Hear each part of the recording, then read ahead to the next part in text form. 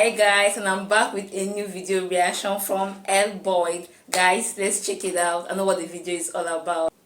Alright, so this is a suggestion via a donation. The name of the video is Trevor Noah standing up against cancel culture and defending comedy. Alright, let's check it out.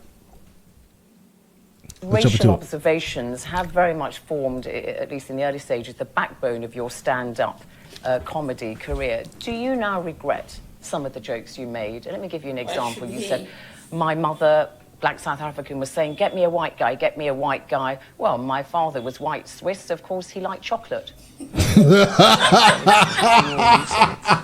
sounded really funny. Why would I regret that? Why would... Is it funny?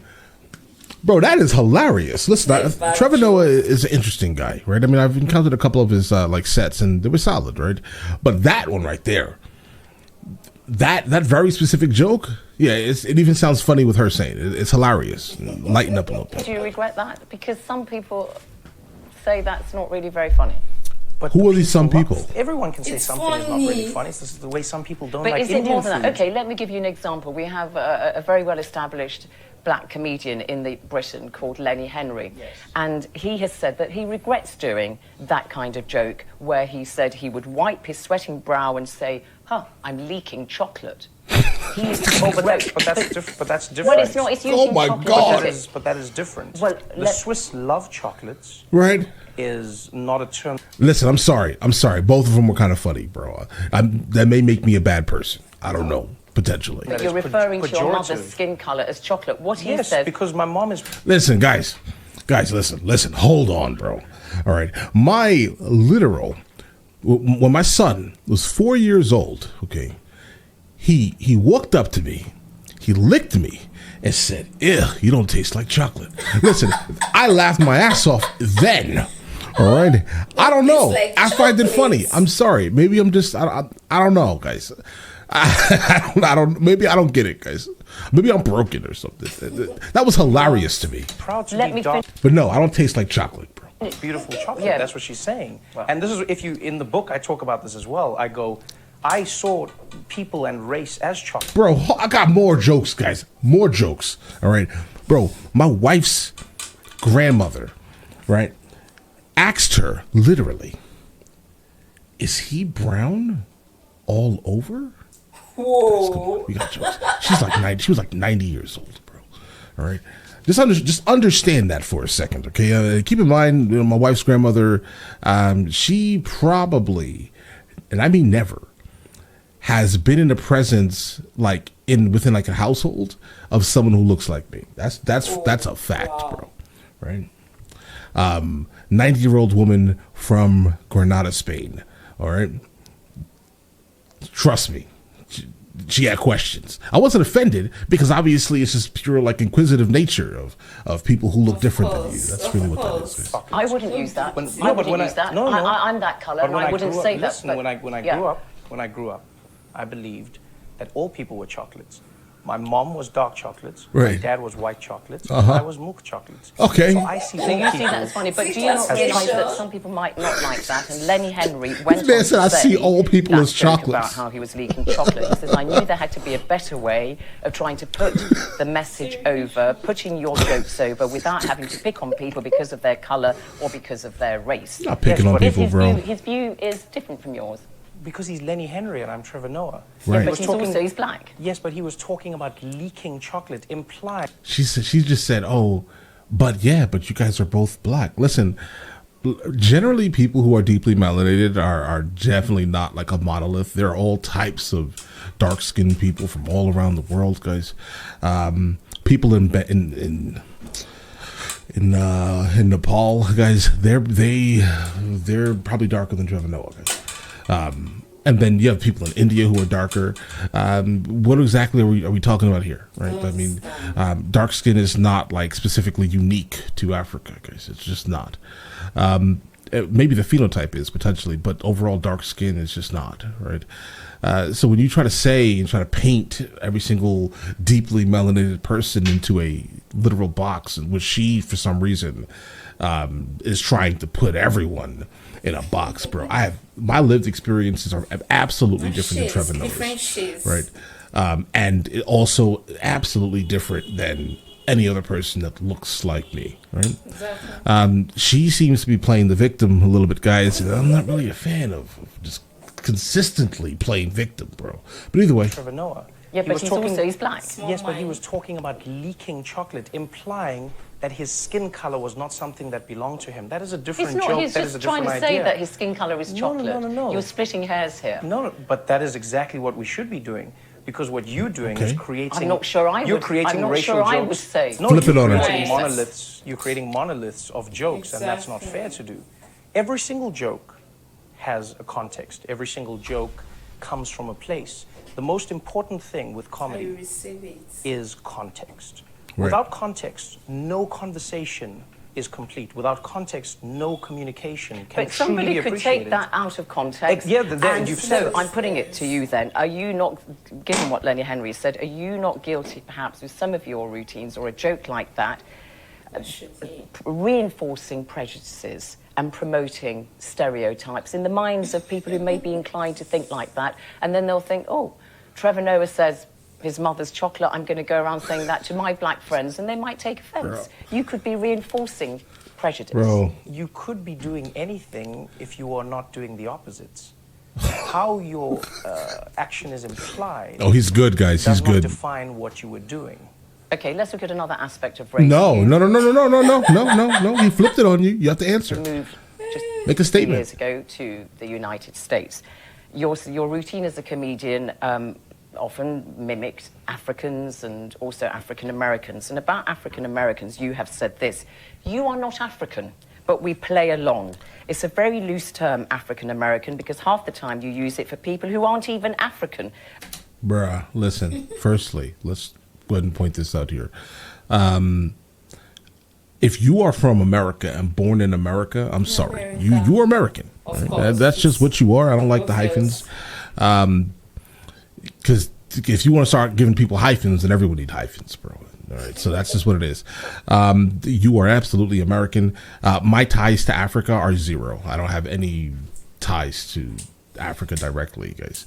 Not like that, at least, right? I mean, obviously, if you go back into my bloodline, I come out to be 38% West African, coming from specifically Togo and Benin, which is obvious because that's where the people of basically Ghana were selling Africans. That's the reason, right? So yeah, guys, my direct tie to Africa is absolutely horrific, guys, right? So, but yeah, anyway, but long story short, I don't really have any. Yeah, I'm American, all right. And if you're watching this and you look like me, and you're born in America, you're just plain all American, all right. course. I don't like the hyphens. Let's get it. Very loose term, African American, because half the time you use it for people who aren't even African. As long as you're black, they say African American. I didn't deliver it like that. You're not doing my jokes justice. all right, Yeah, that no, was- I'm that not was Trevor trash. Noah, and I'm not a comedian. No. But The way you did it. That's, Why- but But no, I'm no, just no. asking, are they not African American? Here's what you're missing. Is she picking apart every single line of his jokes right now, guys? What you're doing right now is the equivalent of me saying, now it's raining more than ever. I'll be here with you forever. You can always be my friend, standing under my umbrella. Ella, Ella, Ella, Ella, Ella, Ella, Ella, Ella, A. Bro, I he's seem so like a good. mad person He's so right good. now because Absolutely. I'm not doing everything that was within the context of Right. the song Umbrella by Rihanna. Right. When you were doing comedy, I remember that the entire line that he delivered. Right, he was talking about how he got onto the plane and like the first thing, but he got off of the plane and somebody was like, "Oh, what's up, my N-word?" Right, and then he obviously then reciprocates it because he's like he's so happy he's now at least that. merely by Because guys, if you remember that movie with Don Cheadle where he played basically was it Rwanda, and like one of the UN soldiers were like, "You're not even the N-word, basically, right? You're an African, right?" That's kind of the thing, guys, right? words. I spoke it. My eyes, Most likely my that he voice, was my playing connection on- with an audience is completely different. People can see when you are being playful. People can see when you are saying So you're something being playful about that you don't believe. That is what satire is, though. Fine. You're poking holes. So you're So in so that. you don't believe what So you say. no, Let him speak, though. What you're leaving out in that whole joke is what I was talking about was how in America, Anglo-Saxons had successfully removed Americanisms from minorities. So every single group in America had an identity attached to the Americanness except white Americans. So it's African American, Asian American, Hispanic American, Latin American, Native Well, you American. don't know. You have and Irish yet- Americans, No, they're no, no, white, no, you no, have no, no, Polish no, Americans. No. But that didn't No. become on a box, and this is a joke for Americans. Understand that. So as an American, they understand this. All right, On but- the boxes, there is no Irish American. There is only fine, white. but not looking But there at- is African American, and there is Asian American. But you know... Yeah. And there, do you get what I'm All saying? right, So, I do so get that's what you're the saying, whole point but the of point joke. I'm trying to make is that there was Bro, I just put other and move on. a shift amongst the black American community to start calling themselves African American. They didn't want a Yes. definition by default. Bro, that was Jesse Jackson. Don't say it's a shift between, like, specifically all African Americans. That was specifically for the most part, a race peddler. That's what that is. That's where that came from. All right, so let's, have some intellectual honesty here. i.e. you were not white, so therefore you were black. Yes. They wanted to have a hyphenated identity that linked them with the continent of their ancestors. And therefore, when you say, oh, they're not really African, they're playing along, you cannot disconnect what you say from this debate that's really, captured the imagination of the African-American, black... She's literally talking about my subgroup, right? And I'm saying the exact opposite of everything she's saying. American community. And also, point I don't like the separating thing, guys. It's weird. It now feeds into a debate that's current in the United States. For example, Kwame Kwame, the Black Britain theatre director in the United States, says he has conversations with African Americans now who are saying, we want to go back to being called Black American because we don't have anything in common with this recently arrived African Americans, be they Somalis, Nigerians. Right. I'll absolutely take Black American for the most part. If you would ask me, like, for example, if ever I'm asked, like, outside of the country, I'm outside of the country a lot, right? So where are you from? Well, I'm just an American, obviously. But then if they get deeper, I'm obviously Black American. I'm American. That's it. I don't really like I have no ties to Africa. Even going on to the African continent, we have not many similarities, guys. In South Africans, such as you, they have different language and so on. Appearance So is one thing. What but you say feeds into that debate, and it sounds like you're saying there is a difference between African Americans and Black Americans. There definitely is a difference. Right. But these are differences that can be celebrated or used to separate people. Noting differences does not implicitly make it a bad thing. Right. When you are noticing differences, you can note them for good reasons. It's the same reason we notice different colors or we notice different flowers. That can be a good thing. If you're using it to celebrate, you can use that same thing the same way apartheid did to separate people. When you talk about African Americans, the one conversation that I was talking about was I was traveling America and I was going to a lot of universities, and I came to realize in many universities in America, the conversation you're having right now, they had an African American student body. And very quickly they noticed a shift because they could not lump black people into a monolith. They could not lump, because there were people from the Caribbean who said, we're not African American. Yep. There were people from Africa who were like, these are not our views, we are Africans in America. So There that's is a difference. interesting, yeah. And so what people themselves did was they said, you can't just lump us into this group. Fine. And does that difference mean that it doesn't Fine. act as a cohesive form? Because I'm thinking in 2020, no, there is no cohesiveness within Black Americans. There really isn't. There really isn't. There's none. I don't even, she for some reason thinks that every single person that is considered black within the borders of the United States of America is the same exact person. I think that she thinks that there's some type of unity. There's like no unity. I don't know, right? It's just not. It's not there like that. And specifically, when people are coming from like he's saying, if they're coming from different countries with different cultures, not really, bro. There just isn't. There's none of that. Ngozi Adichie, the celebrated Nigerian author. It's sad, She said that but when she visited the US, she felt that her African-American classmate was annoyed with her because she didn't share their anger. And she said that she was not burdened herself by America's terrible racial history. That difference, does it result in the African Americans who've arrived recently in the United States, such as yourself, acting differently or having a different psyche from the Black Americans who were the descendants of slaves? Okay, that is the thing, absolutely, right? But it's not something that matters like that. It matters. It matters a little bit, I will say. But I do think that when Africans from Africa come directly to the Americas, they do a lot better than Black Americans that have been here, that were descendants of slaves. Absolutely, they do, because they had nothing. They don't have a similar past, right? But keep in mind, like, there are a lot of Black Americans who are not in that very specific situation. Yes, the past happened, it did, right? But that's not a part of the daily thought process, right? If that makes any sense. Like me, I listen, the only thing that has held me back in life is me not wanting to get up, if that makes any sense, right?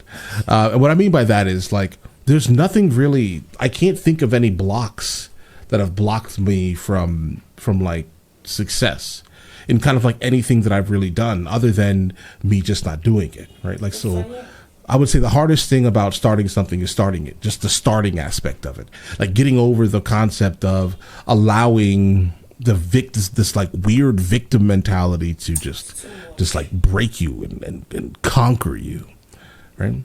And I can definitely say that, unfortunately, there's a lot of, like, you know, Black Americans who are just caught in this like web, and it's sad. And this is why when Africans do come, mainly and literally, when Africans come to America, they dominate. All right. And they dominate in like every field that they enter into, because they have had a different lived experience, and they are not just inundated with this overbearing victim mentality. Exactly.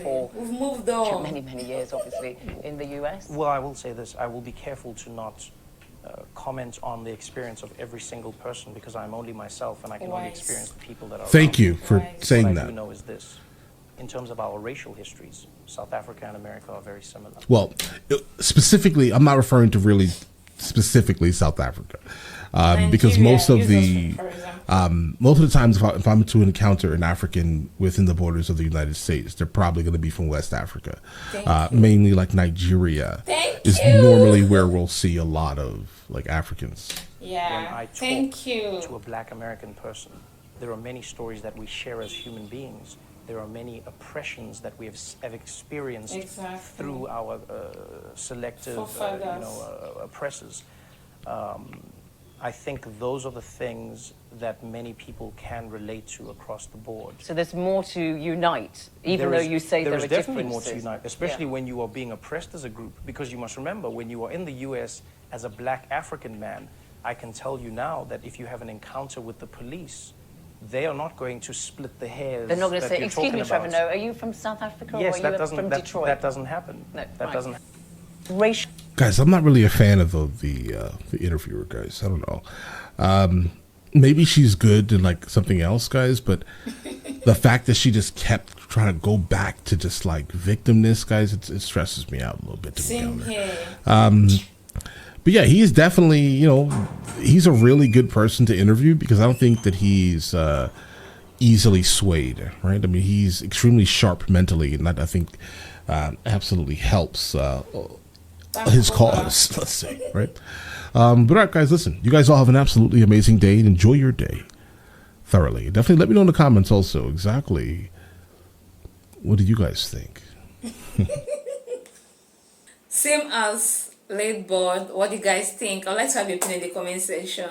As for me, guys, I've not enjoyed this interview at all. I'm having severe headache. The back and forth was too much. The pausing in between, so just too much. I didn't really enjoy the video at all, but hope you enjoyed it regardless. See you on the next one. Be at peace with yourself. Bye bye.